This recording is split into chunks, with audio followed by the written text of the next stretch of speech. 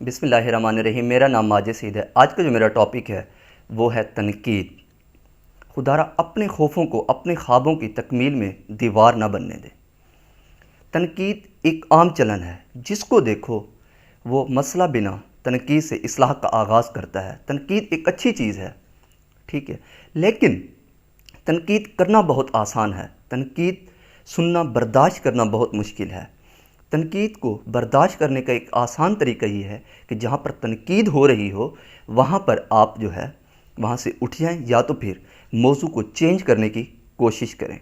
آپ نے اکثر نیوز چینلز پر دیکھا ہوگا کہ جب اینکر دیکھتا ہے کہ ایک ماحول گرم ہو گیا ہے تو پھر وہاں سے وہ یا تو وقفہ لینے کی کوشش کرتا ہے یا پھر بات کو چینج کرنے کی کوشش کرتا ہے۔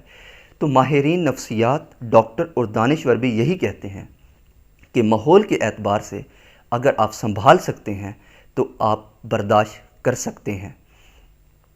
دیکھیں، اگر آپ کے اندر ریفریم یعنی بات کے مفہوم کو تبدیل کرنے کی صلاحیت ہے تو آپ تنقید برداشت کر سکتے ہیں۔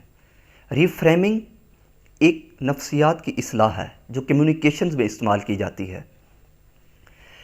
اگر آپ میں برداشت نہیں ہے تو آپ کو غصہ بہت آئے گا۔ غصہ آئے گا تو آپ چھوٹی چھوٹی بات کو ایگو بنائیں گے اور اس کو لمبا کرنے کی کوشش کریں گے اور بڑھانے کی کوشش کریں گے۔ آپ اس کو بائنڈ اپ بات کو کرنے کی کوشش نہیں کریں گے۔ دیکھیں، برتن جو خالی برتن ہوتا ہے نا، وہ اس سے بہت آواز ہوتی ہے، اور جو کم ظرف لوگ ہوتے ہیں نا، جن کو غصہ بہت زیادہ آتا ہے، وہ ان میں برداشت نہیں ہوتی۔ تو دوسروں کے جملوں پر منفی توجہ کرنا اور اسے دل سے لگا لینا بہت ہی غلط بات ہے۔ ہمیشہ پازیٹیو سوچ رکھیں۔ ابراہم لنکن کی میں بات کروں تو ابراہم لنکن جب پہلی مرتبہ پارلیمنٹ میں گئے تو ان پر تنقید کی گئی کہ یہ ایک موچی کا بچہ پارلیمنٹ میں آ گیا ہے، اور انہوں نے جواب دیا کہ ٹھیک ہے، میں موچی کا بچہ ہوں، لیکن میرے باپ جیسا کوئی دوسرا موچی نہیں ہے جس کا بیٹا صدر بنا ہو۔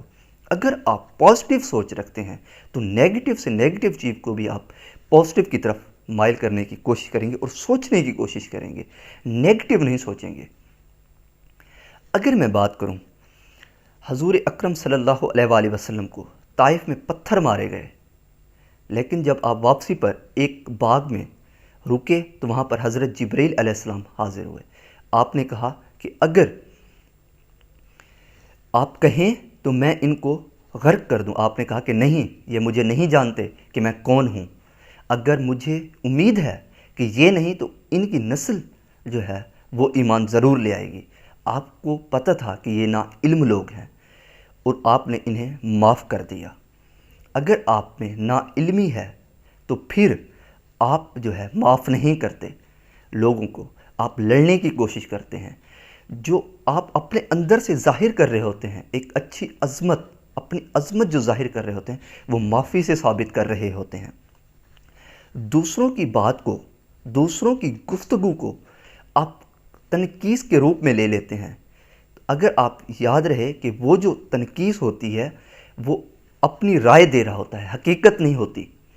لیکن آپ کو سمجھنا چاہیے، جو بندہ تنقید پر برداشت نہیں کر سکتا تو وہ کامیاب نہیں ہو سکتا۔ تنقید بھی ایک فن ہے جو بڑے بننے کے لیے، بڑا آدمی بننے کے لیے تنقید سیکھنا ضروری ہے، تنقید کو مینیج کرنا ضروری ہے۔ اگر آپ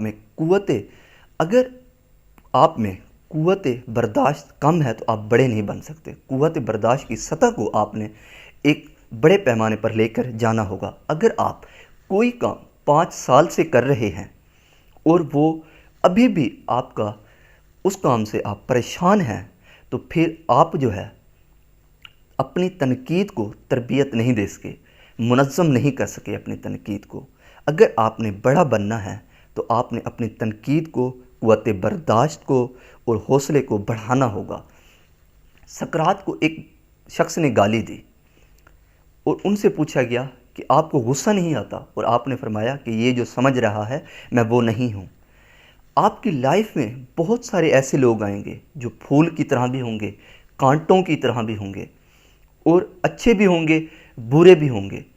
آپ کو چاہیے کہ آپ تنقید ہو، تنقیص ہو یا تعریف ہو، آپ کو اپنی زندگی میں فیڈ بیک کا نظریہ بنائیے، اور آپ کی اس سے سیلف لرننگ بہت زیادہ ہوگی۔